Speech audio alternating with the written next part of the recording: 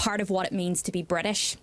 So it baffles me, frankly, as a member of the LGBT community in Northern Ireland, that you remain open to the possibility of inviting the DUP into a coalition should you be in a position to form the next government, bearing in mind that the DUP is the party that has caused significant and long-term damage to the LGBT community in Northern Ireland.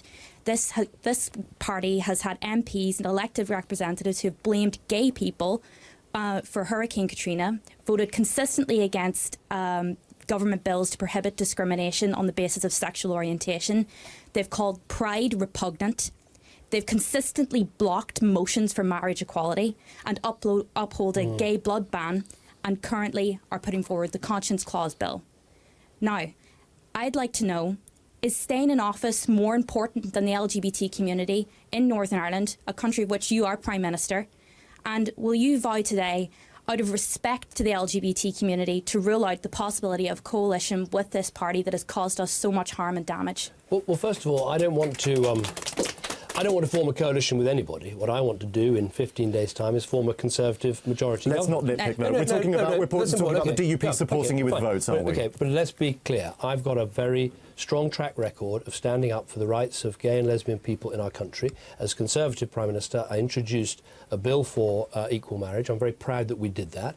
And nothing I will do in politics would go against that very, very clear set of principles and values that I have. I would argue that staying open to that sort of a coalition would go against those principles. I mean, if we look at the SNP, they've been able to very clearly say that they would not, under any circumstances, go into a coalition with the Conservatives for ideological reasons. And I would like you to make a statement here today that the values of the DUP in relation to the LGBT community are not the values that the Conservative Party holds. I totally disagree with the DUP about this issue. I mean, absolutely, and nothing I ever do will go against the values I have about believing in equality and equal rights for gay and lesbian people. And I've put that on, you know, as it were, on the line by supporting equal marriage. So I'm never going to change my views about that. But as I say, I don't want a coalition with anybody.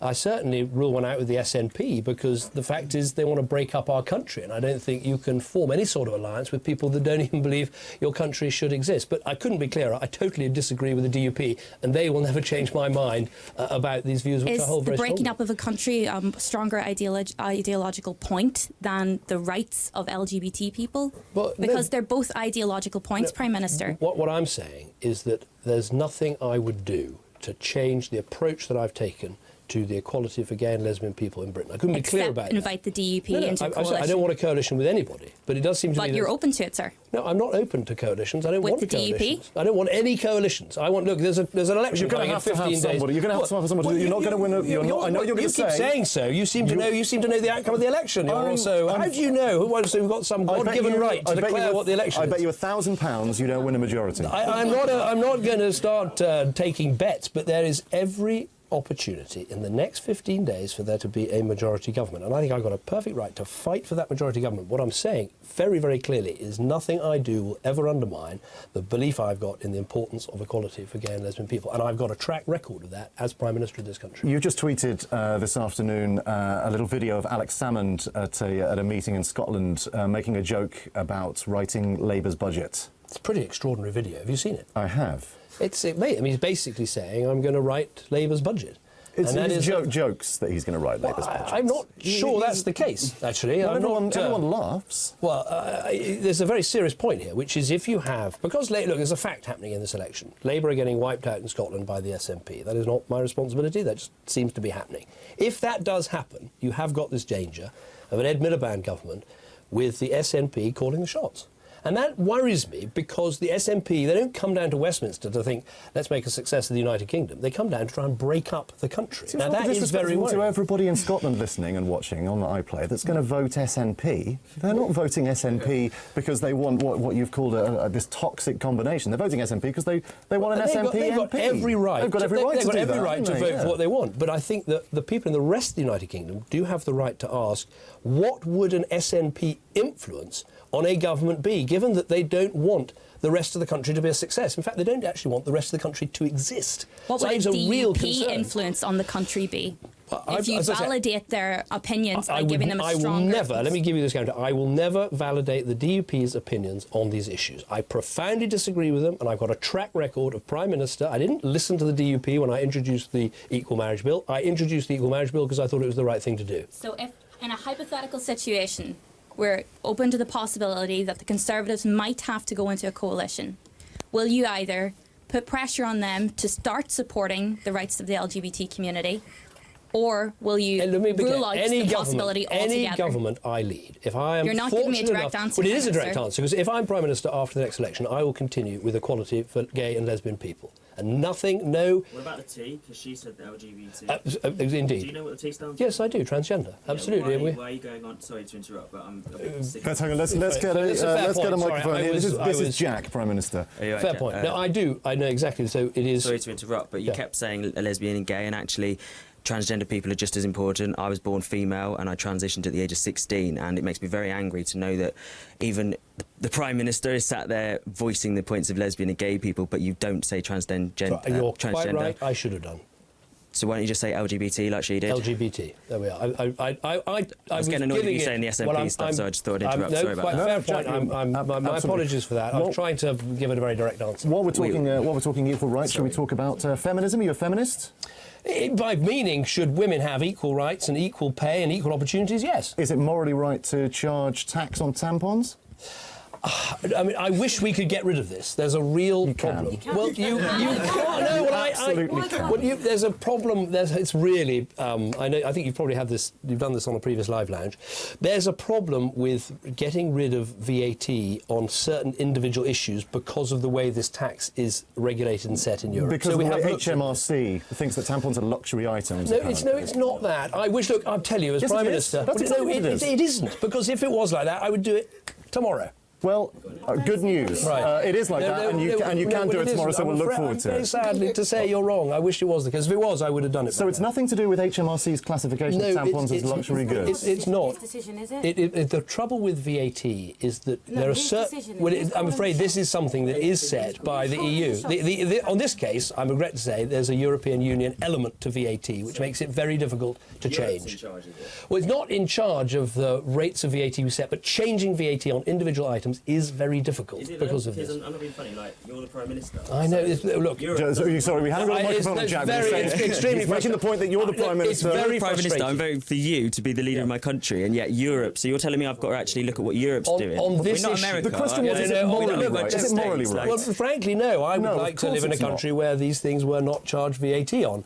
And if I could do it Well, tomorrow... you're in charge of the country. You keep saying this. I am, yes, but I'm trying to explain, if you give me a chance. Okay. Because of the way this tax is regulated in Europe, it's very difficult to do. So sort it out.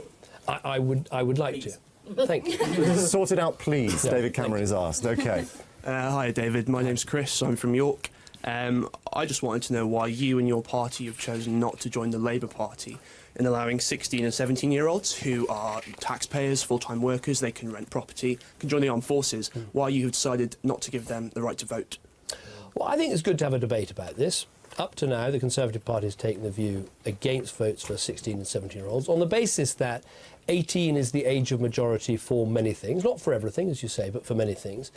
And I think that's right. And when I go around schools and colleges, I often actually ask sixth forms to have a vote on this issue. What do you think? And it's quite interesting how many times you find actually there's quite strong support for keeping it at 18. I don't think so. I think I know 16 and 17-year-olds who are suffering from horrendous cost of living crisis, and they'd really like to be able to have a say in the general election and make their voice heard. And there's 1.5 million 16 and 17-year-olds in this country who deal with the problems of this country but can't have a say in them at times like this. Well, I think it's a good debate to have. I'm saying, my answer is I think 18, the age of majority. Why do you think the Labour Party's done it? I don't know. You'd have to ask them. Do you think it's for because many they have years? I mean, they had support they had 13 years in power when they could have made a change like this, and they chose not to.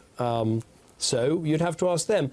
18, I think, is right, but I'm open to, as I say, let's have the debate. I think it's an interesting one to have. I always ask, when I go around schools and colleges, I always ask this question. Have you not had this debate in your party? Yes, we have. What was the answer? The answer is to stick with 18. So you didn't really come up with a a reason for that? Well, no, because we think that 18 is the age of majority for things like drinking in the pub and things But like that. not work, not education. No, but that's right. Childcare. Absolutely. So you have to make a decision which is the right age, and we've decided 18. But as I say, I'm open-minded. I think we should have debates in Parliament. I think this issue is going to grow in its nature, but you have to set a rule. We've set it at 18. Would you concede maybe that you don't want 16 and 17-year-olds to vote because you know that there's a massive disillusionment in that age group of your status quo policies and in your politics, and over 30% of my university are voting Green in this election, a slightly less number are voting Labour. Do you think it's fair to claim to be building a better future when you won't let future generations of now vote?